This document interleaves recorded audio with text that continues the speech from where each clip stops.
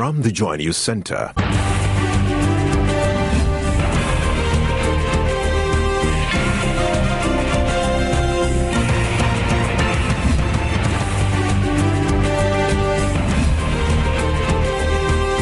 This is News at 8.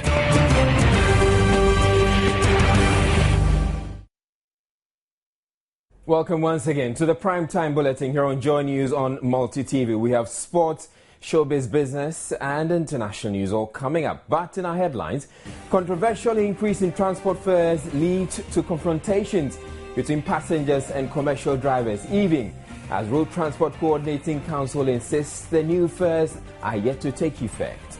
Asantehene formally reacts to publication he bribed some justices of the Supreme Court to rule in favor of President Mahama in the election petition. Ghana Airport Company Board dissolved days after it announced the removal of the managing director. NDC Constituency Secretary arrested over stabbing incident at confirmation vote for new Joabing MC nominee. And Roads Minister announces planned closure of Adome Bridge will be put off until further notice. We have all that coming up.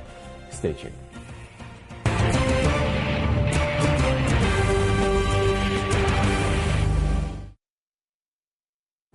Now, very first story, President John Mahama and his security chiefs met this morning to review the post-verdict security situation in the country. They were also said to have assessed the general security situation. This is the first security meeting after the election petition verdict. Deputy Information and Media Relations Minister Felix Kwatsofosu addressed today's media briefing.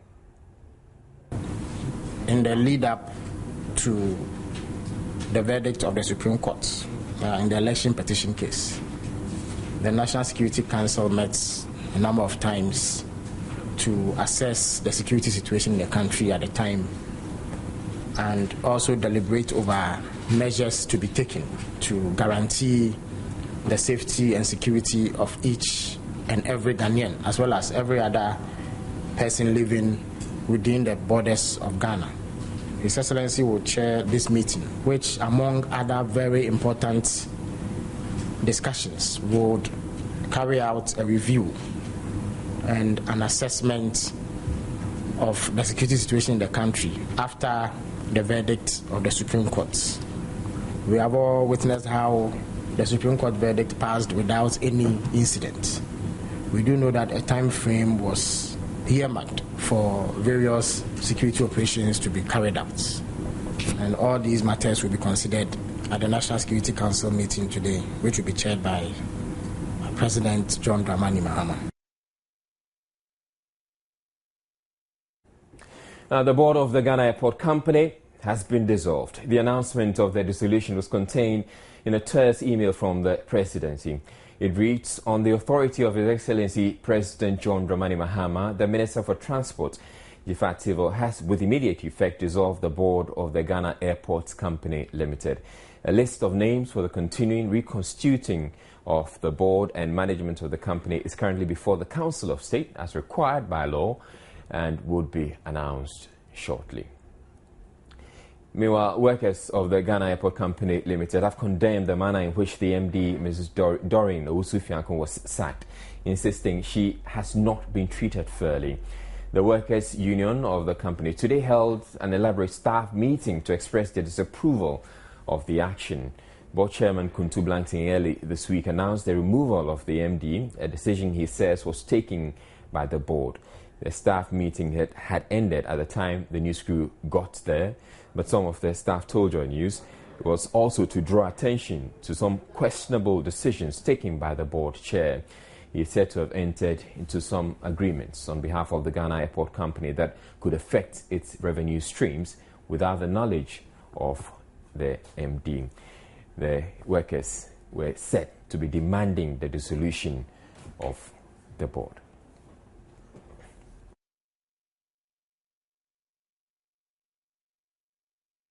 Well, the workers seem to have gotten what they asked for, but in another development, some business owners at a section of the Aviance Cargo Village say they are unhappy with the Ghana Airport Company over its failure to fix a sewage leakage at the facility. Now, some of the visuals you may be seeing could be disturbing.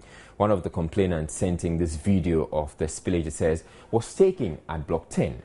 It says releases a very unpleasant odor which is driving away their clients. According to them, several attempts to get the company to resolve the problem have proved futile.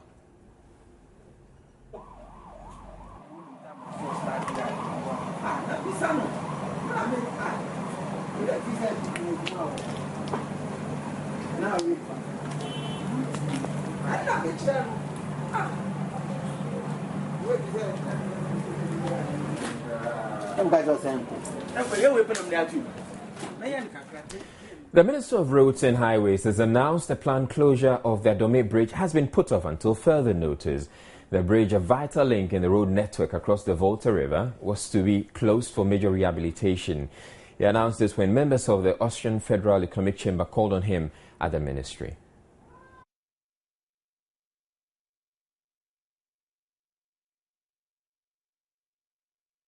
The minister explained work on the bridge would be suspended whilst government brings in ferries to help with transportation across the river. If we close the Adome Bridge completely, even people will not be able to cross even by foot. So we've commissioned some other company to manufacture, as part of the loan facility, to manufacture 2 ferries for us, which we will launch at Senchi, so that those ferries will be ferrying both vehicular and pedestrian travelers across the other side whilst we close the bridge for works. And until we launch the ferries, it will be very difficult to close the bridge. He said the chamber is currently supporting the ministry to source funding for the rehabilitation of the Adome Bridge as well as some other key projects, adding the projects will help improve the country's road network. And they're also providing some foot bridges in Accra at very critical points, Accra and Kumasi. One will be at Tetakwashi, around the former president's house, that junction. One will be at the Tech junction. The visit, according to the minister, is part of efforts to strengthen the bilateral relations already existing between the two countries. School heads found to afford the continuous assessment of their basic education certificate examination candidates will be sanctioned. According to the Ministry of Education, such heads could be demoted or transferred. Director of Public Relations Paul Kofi Krampa said examination malpractice and forgery of continuous assessment is a worrying trend which undermines the WAEC examination. He was commenting on the freezing of the results of 113 schools at the 2013 BECE. The entire results of all candidates from 113 schools across the country who wrote the BECE have been withheld by the West African Examinations Council, WAEC, pending investigation into various examination malpractices. Apart from the forgery of continuous assessments, some of the schools whose results have been withheld are alleged to have registered unqualified students in junior high school Form 2. The ministry's director for public relations says the sanctions will be imposed as soon as investigations are over. Education Service has a code of conduct. Now, if a head of an institution is found culpable, there's a possibility that that person will be transferred. Or that person can also be demoted based upon the gravity of the offense. So there are sanctions. Different levels of sanctions. He cautioned teachers and heads of schools to desist from such acts and always provide the exact assessment of students. We have more news coming up. Don't go away.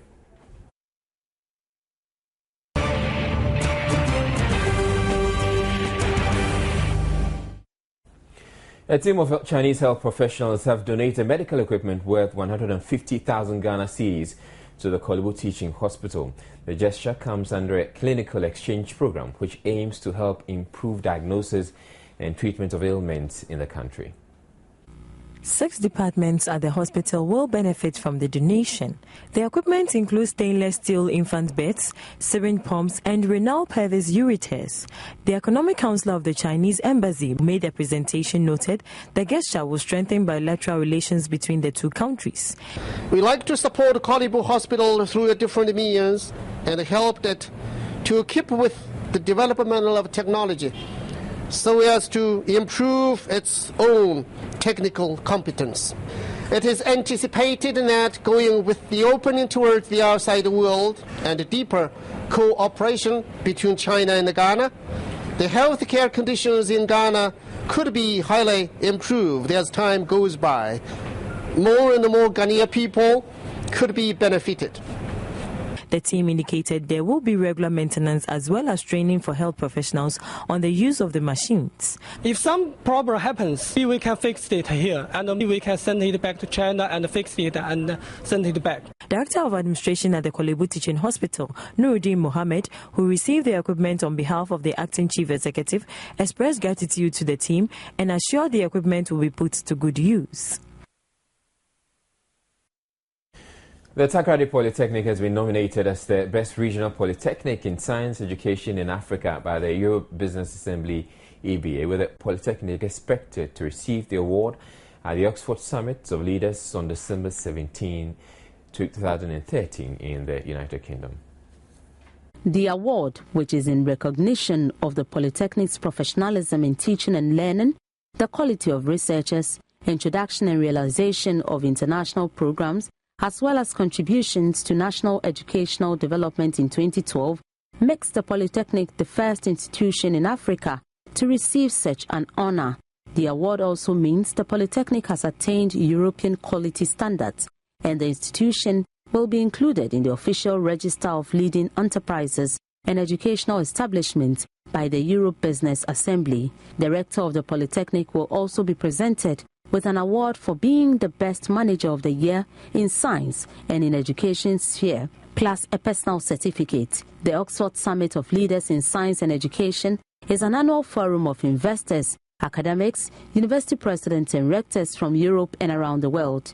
The summit gives the leaders the opportunity to discuss new trends in higher education, the popularization of modern educational programs and methods, the presentation of scientific advances and emerging innovative solutions, and the extension of international cooperation in scientific and educational spheres. The rector of the Takoradi Polytechnic, Reverend Professor Daniel Nyako, in an interview, said the nomination came as a surprise to the Polytechnic and they will therefore not rest on their oars in their quest to attain higher heights in education.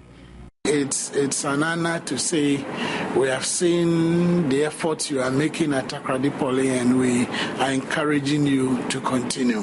That's the way I see it. It is not an end in itself. It's a means to a higher laurel. That's the way I take it. This is the first time I'm hearing of any Ghanaian institution being recognized and awarded by this international body. I have no idea, I stand to be corrected, if any Ghanaian institution has ever been awarded. And what makes it so much interesting is the fact that we in Takoradi did not even know of the existence of this award body for us to either apply or be recommended to by anyone. We were there when we received a letter from them recognizing our input, our contributions, and for which reason the Oxford Group has decided to award this institution such a prestigious honor.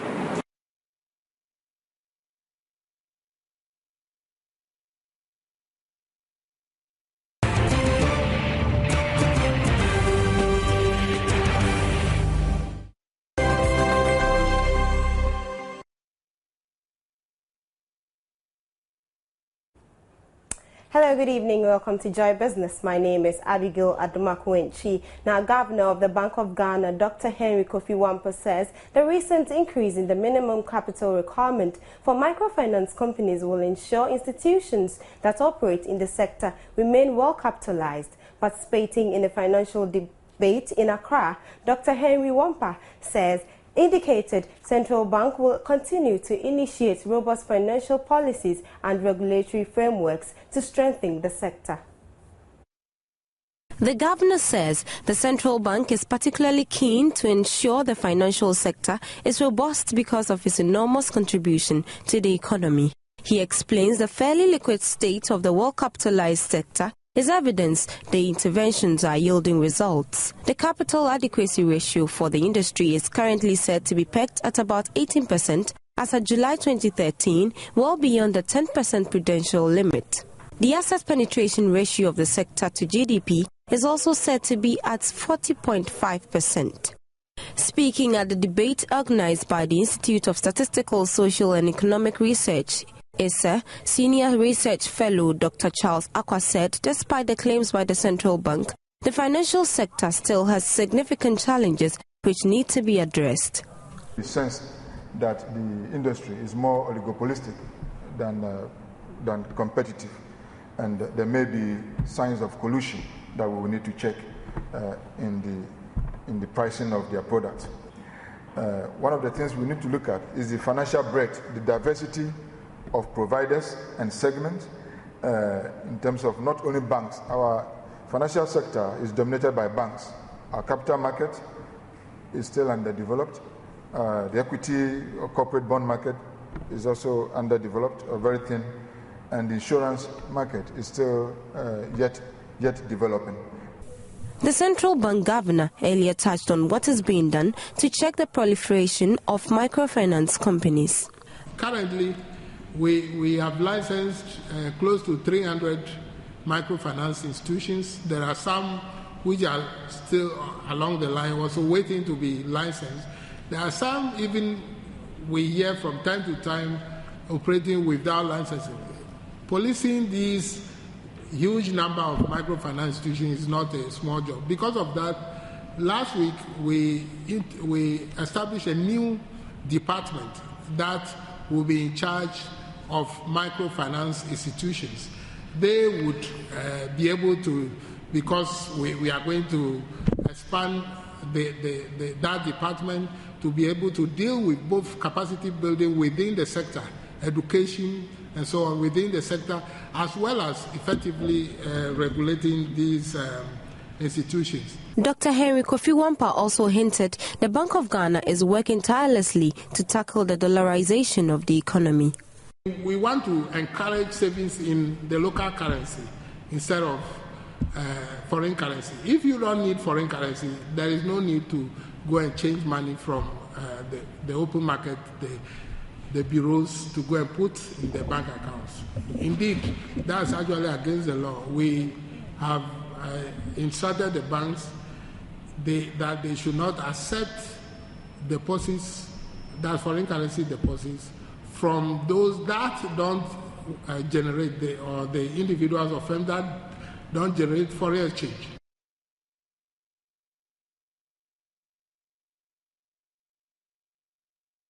Well, away from the financial sector, Ghana's hospitality and tourism industry is set to receive a major boost from the ongoing Africa Hospitality Fair. President of the Hotels Association explains the fair will help identify local producers of hotel consumables and thereby reduce the dependency on imports for goods and services that are already produced locally. The 3-day fair is engaging all key players in the hospitality and tourism industry to ensure sustained growth of the tourism sector. Though its potential in shaping and enforcing economic growth cannot be overemphasized, little has been done to encourage entrepreneurs whose businesses support the sector. The fair, a collaboration between the Ministry of Tourism and the hospitality industry, will provide technical and policy guidance that may be required by players to sustain the gains so far made. National President of the Ghana Hotels Association, Herbert Akwe, is happy the platform will enhance networking. Find a way to address this so that we can be able to manufacture a lot of the things, or assemble a lot of the things that we use, and also to be able to provide the consumables by manufacturing also the consumables that we're using. Is it achievable? It's achievable. I mean, other countries have done it. South Africa produces most of the things that they use. This is what is going to create the platform to enable us be able to bring down the rates of hotel services. Chief Executive Officer of Litina Travel and Tours, Ernestina Abrokwa, who is the organizer for the show, is excited about the outcome. Each year, Ghanaian hospitality suppliers or the companies, they carry beds on the flight, they carry tables and go and set up just like we have set up here. And for what? Why don't we do the same here and bring others to come and also experience our hospitality? So we want to also tell them that we want to make our own and we want to make sure that we sell ourselves out there. She called for cooperation among stakeholders to help boost the Ghanaian tourism and hospitality industry and encourage stakeholders to participate and fully exploit the opportunities that the show presents. The show is on till Saturday, September 14.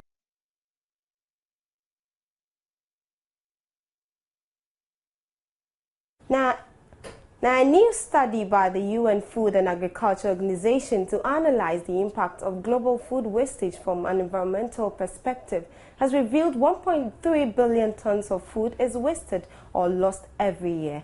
This, the FAO says, is causing significant harm to both the environment and the economy.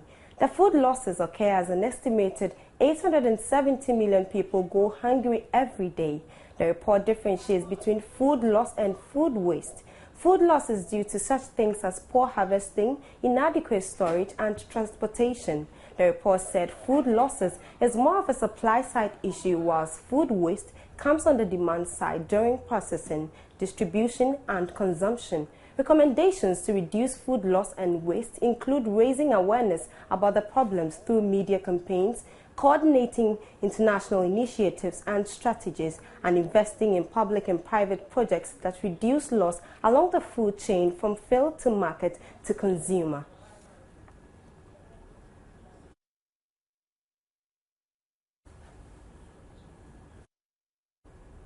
And that's it for business. My name is Abigail Adumakwenchi.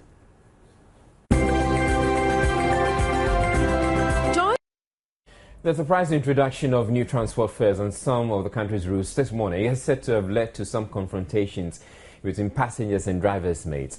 The Ghana Road Transport Coordinating Council has indicated the new fares should take effect from this weekend.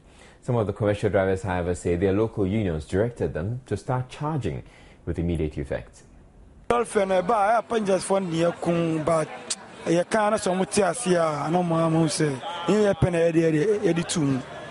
I bind money it's Binia. Napanya sponsor the ATSM say, Yan drivers for year 2. Bibinia, Somewhere the Mia of Mato and mine. They want said that. Patrona Yatuna, Yadiscan. And no question near Anodi. Say, it means so born one or die and when news and wine TB. Into a new say, be a 2 petrum. It is a business and now no pay me track and make cook to baby. Ya Jim's car. Ya no man, me bus is do station on my behe. I done to call station on my giddy. I then see ya to patrol the CA and the over. San Nassiscan one, no question truck room tells you more said you at the Ensemble. And she says, no question penform here, Cacra. Nay, bread. Some of the passengers Joy News spoke to say they were forced to pay the new fares when they started their journeys this morning. Most of the commercial drivers were said to have applied a 20% increase, but most passengers said there were disagreements as to the way the calculations was done. The General Secretary of the Road Transport Coordinating Council, Alhaji Aliu Baba, however, says the fares are arbitrary until they have been sanctioned. He explains the introduction of the new fares was delayed because of the election petition hearing. The fares we proposed or we computed was based on the new models we had developed by our consultants. And when this was submitted to the Ministry of Transport, because it's a new concept altogether, we need to give them time to study the proposals, of which time we will have to meet for final approval. And on the line, we all understood the situation in the country. The Supreme Court ruling and the agitations. So we thought it wise to suspend that issue until after the Supreme Court ruling.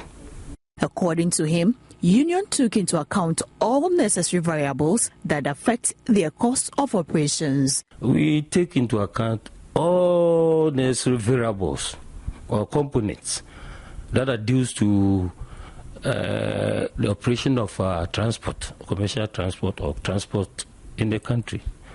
Some of it is like, to mention the tires, lubricants, insurance, taxes, vehicle income tax, etc. They will be looking at even the depreciational aspect of the vehicle, because it tends to run. There will be tear and wear. So depreciation will be taken into account. They will be looking at fuel, which fuel also takes 25% in doing our calculation. So these are the aspects or the components we take into account.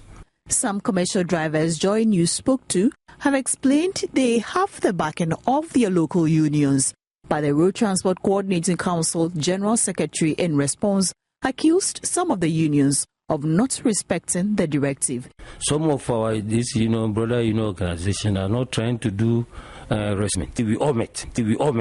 Or the leadership we all met. Or the leadership of all the union organizations met. And it was agreed that come 14th of September, we expect fair increase.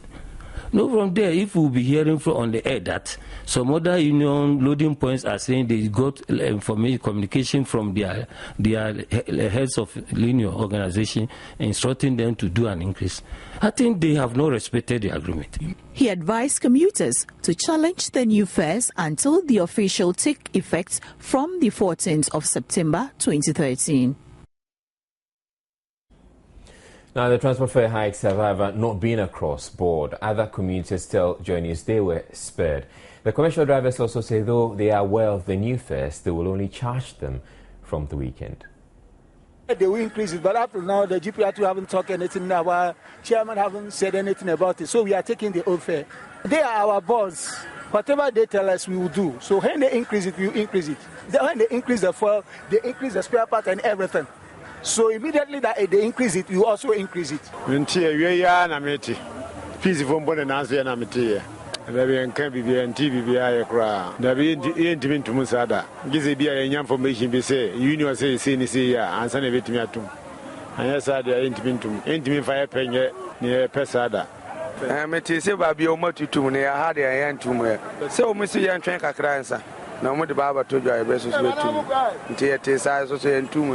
And I pay no normal fan will be a tree and because domain from domain back to Achimota. They collected the normal fare. But from 8 o'clock in the morning coming, drivers started charging extra 20 pesos. And which I questioned the mate. He said, okay, it is there have been an increase across the board, an increase of 20 pesos, but it is not announced. An increase of 20 pesos, but it's not announced. But there's no need to argue. If they increase the roll fare, there will be a lot of problem in Trotro. When you join Trotro, you see the passengers fight with the mates and all. They fight with the Trotro. The thing they must do is when they will increase the roll fare, they should announce it. Then everybody will know that today they increase the fare. Then when you are coming, you are aware that you will be paid this. Maybe me, myself, if I'm enjoying Trotro, everybody have in budget. Because if I budget about, okay, I'm going to North Kaneshi, I budget with 1 CD. But immediately I go there, they will say 1 CD, 20 pesos. That time I don't have 20 pesos. Why can I go to the North Kaneshi? I can't go. So I'll fight with the mates. Me, myself, I don't know, so I'll pay the 1 CD. The Asantehene Council has formally protested a September 4 publication of New Free Press that claimed that some justices at the Supreme Court were bribed through the Asantehene to rule in favor of the president in the landmark election petition. The subsequent review of the article on Kesban FM in Kumasi resulted in an attack on some persons at the radio station. At a press conference in Kumasi, the Asantehene Standing Committee says it will lodge a formal complaint to the National Media Commission to invoke its constitutional mandate to call on the editor and publisher of the New Free Press to retract the malicious publication that undermines the integrity of the kingdom. The committee has also resolved to convene an Asantehene Council meeting on Thursday, 19th September 2013 to decide the next line of action. View of the grave, malicious and vicious falsehood contained in the publication, calculated to castigate the honor and dignity of Otumfuo Osei Tutu II, the Asantehene. Meanwhile, the managing director of Kesben FM has formally retracted the allegation carried by the station and apologized unreservedly to Otumfuo Osei Tutu II. Ghana Journalists Association regional president has also repudiated the publication and also apologized on behalf of its members who relayed the publication without any verification. The Standing Committee resolved to convene an Asantehene Council meeting on Thursday, 19 September 2013, to decide on the next appropriate action. Mahmoud Mohammed Nuruddin's report from the Ashanti region. One person was stabbed in a scuffle which broke out shortly after the president's nominee for New Dwabing Municipal Chief Executive was confirmed at Koforidua in the Eastern Region. New Dwabing South NDC Constituency Secretary Foster Tete is said to have stabbed the victim after a crowd of party supporters attempted to retrieve a bribe they alleged had been paid him to vote for Dr. Owusu Champong. Haruna Yusufu Mpuni's report. According to the Assemblyman for Askori Zongo electoral area, Seidu Kabori, who witnessed the incident, the constituency secretary dared the party supporters to come close to him. And when they did, he used a keyholder knife to hurt one of them. They contended that if Foster Tete had kept quiet after taking the money, the party supporters would not have been angry with him to the extent of attacking him with the intention of collecting the money back. Prior to the voting, Seidu Kabori alleged that Foster Tete issued a press statement to all radio stations in the municipality that the assembly members should reject the president's nominee. The president's nominee for the position of New Dwabing Municipal Chief Executive, Dr. Owusu Champong, polled 56 of the 77 votes cast. In his acceptance speech, Dr. Owusu Champong promised the assembly members that he will not let them down and urged them to support him to continue the NDC's Better Ghana agenda. The Eastern Regional Minister Helena Joantoso said if it comes to district assembly governance, it is not about one party or the other, but the development of the people. She urged the New Dwabing Municipal Assembly to embark on projects to impart the lives of the people. The New Dwabing Constituency Secretary has since been taken away by the police for further investigation.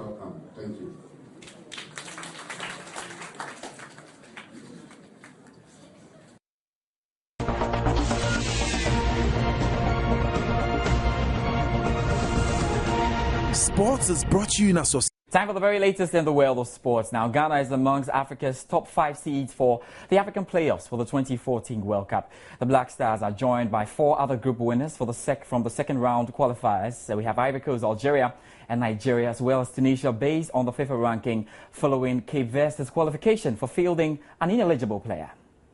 All right, so we definitely have to talk about this, Israel. We'll try to pick all of this together just before Israel joins me. We can do this. Arsenal fans very excited about it. Germany midfielder Mesut Ozil believes that Arsenal can challenge for the Premier League title this season. The 24-year-old was introduced to the media today, having been on international duty with his country since his club record move to the Emirates on the transfer deadline day. All right, so very interesting story. I'm hoping that it will bring them some peace. No bombing. No bombing, exactly. But we're going back to our very first story on the Cape Verde issue, and again on the Ghana Black Stars and the fact that we've been seeded in the top 5. We had the discussion earlier, and even before we said nothing was really going to change, and that's exactly the situation right now. Well, nothing really changed apart from Cape Verde. Yeah. I think it was supposed to be a romantic story. It ended up being devastatingly dramatic. Very sad about it. They did their best. They managed to win, but again, they used an ineligible player in Fernando Varela. And we felt that Cape Verde should have learned their lessons, because remember that Equatorial Guinea lost 3 points to Cape Verde in the same qualifiers. I think they didn't really work out there, and the international George Santos has been lashing them, saying that it's absolutely stupid. He actually said that. Okay, so now we're in the top 5. Top 5. How confident are you about the teams we're going to be meeting? I think maybe perhaps there should not be any seeding because the teams are that strong. We're talking about Senegal, talking about Cameroon, we're talking about Ethiopia, Burkina Faso. It's still very strong in there, and all we have to do is just make sure that we do our homework, because every team, any team, is going to be a tough nut to crack. I can promise you that. Anyway, we're hoping that we're able to do our homework well. I'll be back with Showbiz. Thank you very much, George. All right. Sports was brought to you in association.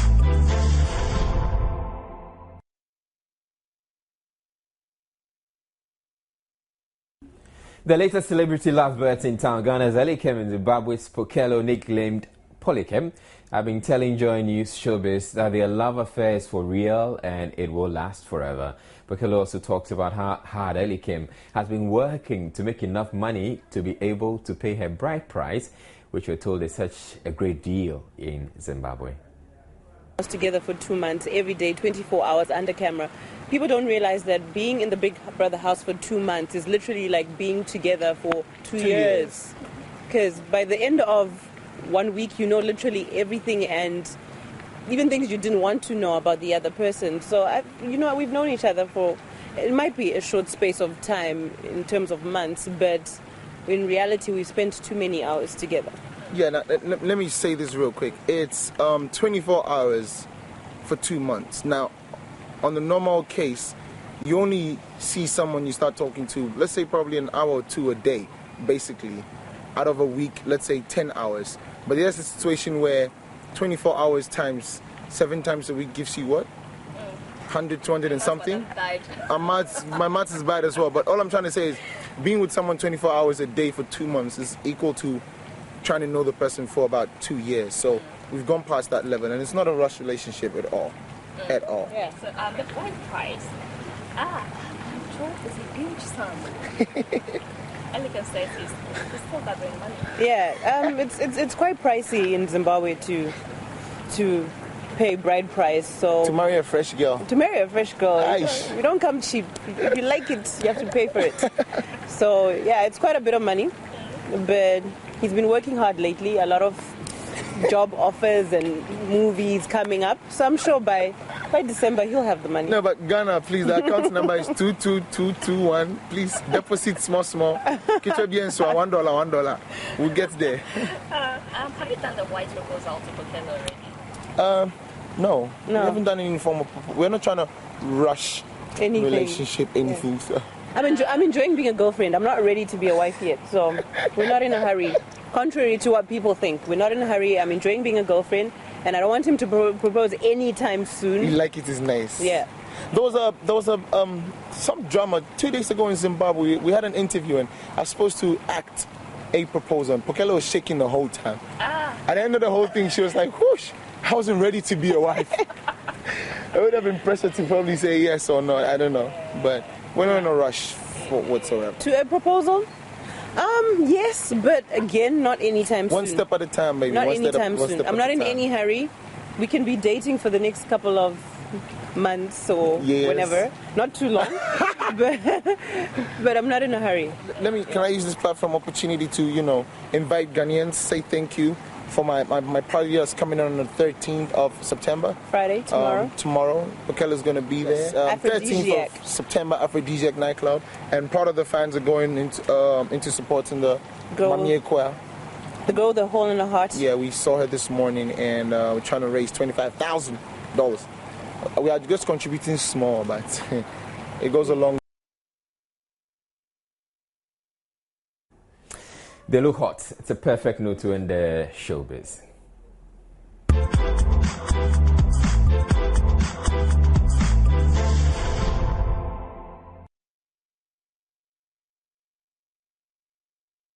Right, and that's it for the bulletin. Before we go, a quick round through our top stories. A controversial increase in transport fares today led to confrontations between passengers and